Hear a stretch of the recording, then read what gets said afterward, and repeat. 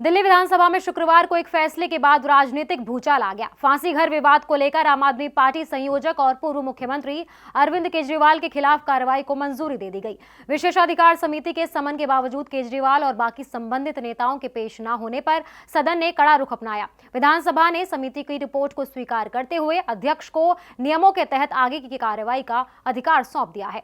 इस फैसले के बाद फांसी घर से जुड़े कथित वित्तीय घोटाले और सार्वजनिक धन के दुरुपयोग का मामला फिर से सुर्खियों में आ गया है। सत्ता पक्ष का आरोप है कि पिछली सरकार ने एक अनाधिकृत संरचना पर करोड़ों रुपए खर्च कर न सिर्फ सरकारी खजाने को नुकसान पहुंचाया बल्कि सदन को भी गुमराह किया। फांसी घर विवाद एक ऐसी संरचना से जुड़ा है जिसे लेकर आरोप है कि ये बिना वैध अनुमति के बनाया गया। दिल्ली विधानसभा में पेश दस्तावेजों के मुताबिक साल 2022-23 के बीच इस संरचना पर करीबन 1 करोड़ 5 लाख रुपए का सार्वजनिक धन खर्च किया गया।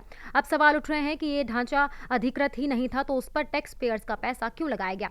विशेषाधिकार समिति ने अरविंद केजरीवाल समेत संबंधित नेताओं को समन जारी कर अपना पक्ष रखने के लिए बुलाया था, लेकिन लगातार गैर हाजिरी के चलते समिति ने अपनी रिपोर्ट सीधे सदन में पेश की। सदन ने रिपोर्ट को स्वीकार कर समिति को और सशक्त किया। साथ ही विधानसभा अध्यक्ष को नियमों के तहत उचित कार्रवाई करने का अधिकार दे दिया। पीडब्ल्यूडी मंत्री प्रवेश वर्मा ने सदन में बताया कि आधिकारिक रिकॉर्ड के मुताबिक फांसी घर संरचना पर करीबन 1 करोड़ 5 लाख रुपए खर्च किए गए। उन्होंने इसे गंभीर वित्तीय अनियमितता बताते हुए कहा कि ये केवल प्रशासनिक चूक नहीं बल्कि सार्वजनिक धन के दुरुपयोग का मामला है।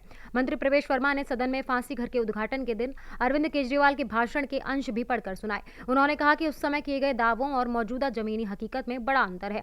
वर्मा के मुताबिक ये मामला सिर्फ खर्च का नहीं बल्कि सदन और जनता को गुमराह करने का भी है।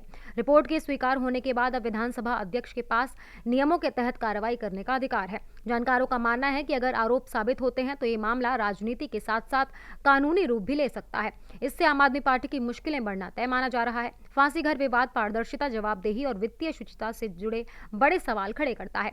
दिल्ली की राजनीति में ये मुद्दा आने वाले दिनों में और तूल पकड़ सकता है, खासकर तब जब विपक्ष इसे भ्रष्टाचार का प्रतीक बताकर सरकार को घेरने की रणनीति बना रहा है। Subscribe now and press the bell icon. Never miss an update.